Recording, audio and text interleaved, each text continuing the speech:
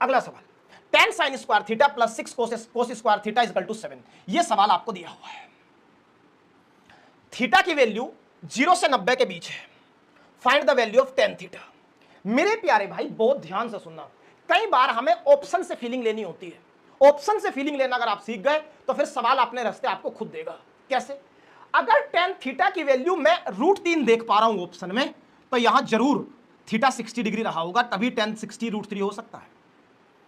अगर मैं 1/√3 देख पा रहा हूं तो टेन थीटा की वैल्यू 30 डिग्री रही होगी, तभी टेन थीटा √1/√3 बना होगा।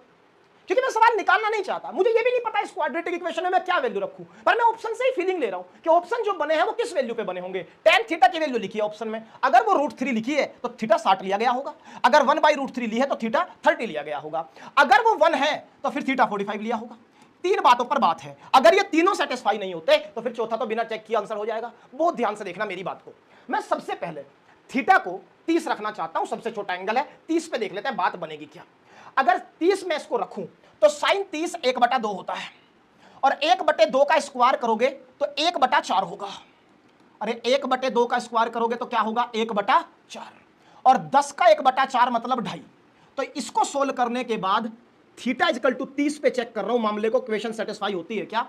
तो मैंने कहा 10 तो ये था ही, साइन 30 1/2, उसका स्क्वायर 1/4, बहुत बढ़िया, प्लस 6 इंटू कोस 30 होता है √3/2, √3/2 का स्क्वायर 3/4। अगर ये 7 के बराबर आ जाएगा तो इसको आंसर टिक कर देंगे। जरा ध्यान से देखना, 4 से 10 कटेगा 2.5 बार, और 4 से 6 कटेगा 1.5 बार, और 1.5 गुना 3 4.5, तो 2.5 प्लस 4.5 कितना होगा भाई? 5 और 2 7 आ गया। इक्वेशन सेटिस्फाई हो गई, और सेटिस्फाई हो गई तो फिर यही आंसर हो गया। बात समझ में आई? मुझे नहीं पता था मैं वैल्यू क्या रखूं ऑप्शन में, समझ में नहीं आ रहा था, क्वाड्रेटिक जैसी इक्वेशन थी। मैंने ऑप्शन को गौर से देखा, ऑप्शन में टेन थीटा की वैल्यू लिखी है, अगर वो √3 दिया है तो 60 लिया होगा थीटा को, अगर वो 1/√3 दिया है 30 लिया होगा, अगर वो 1 दिया है 45 लिया होगा। तीनों ही सेटिस्फाई नहीं होते तो फिर चौथे को बिना चेक किए आंसर टिक कर देंगे। आगे बढ़िए।